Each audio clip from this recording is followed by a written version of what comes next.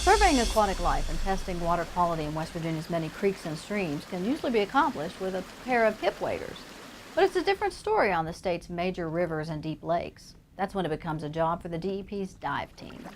The DEP's Sarah Alford joins us now from Charleston with a closer look at the program.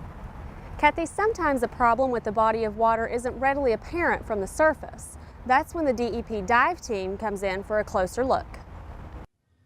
Summersville Lake in Nicholas County is a popular spot for scuba diving and the location for today's dive team training exercise.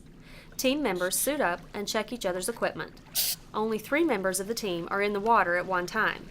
Another member, the ready diver, waits in the boat fully suited up in case there's a problem in the water.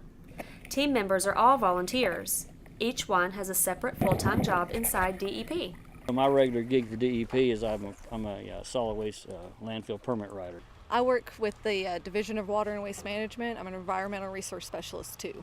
I work for land restoration and environmental remediation, landfill closures and leaking underground storage tanks. I work with the Office of Environmental Advocate. I'm an environmental resource analyst.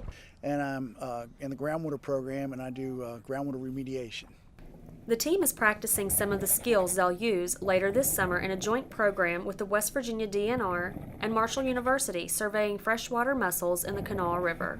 We'll lay out a survey line, and we'll swim along the survey line. We'll look for freshwater mussels and do counts of them, and see what the quality of the water is based on the mussels. We're just trying to get a general idea of what the population is, how many species and a number of species, and then we try to also get an age of the different mussels. So we're out there collecting and we send the mussels up to the surface. But it's not all scientific survey.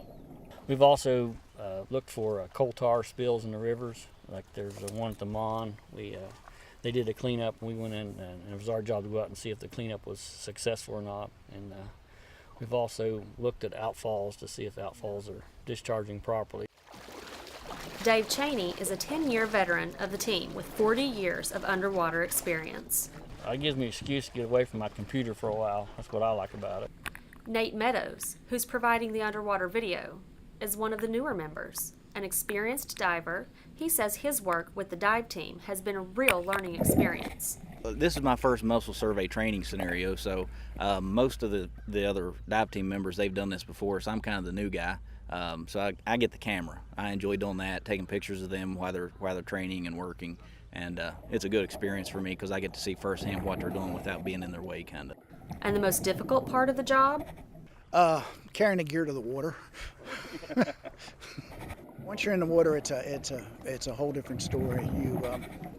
I don't want to say you become one with the water, but actually in many ways you do. The fish aren't scared of you. You know, when you're fishing and you try to catch fish, they have nothing to do with you. And when you're scuba diving underneath the water, I guess they think you're one of them. Working underwater offers a unique perspective and something team members say they enjoy sharing, like at this recent youth gathering.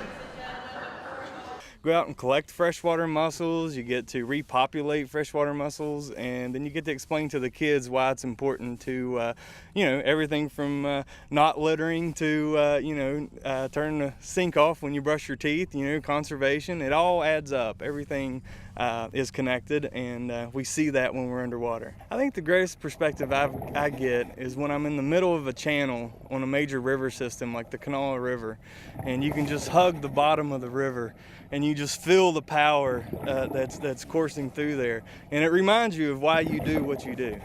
The DEP dive team works for the Environmental Enforcement Section. Kathy, in addition to some of the projects already mentioned, the dive team also helps investigate the condition of small dams. In Charleston, I'm Sarah Alford for Environment Matters. Thanks, Sarah.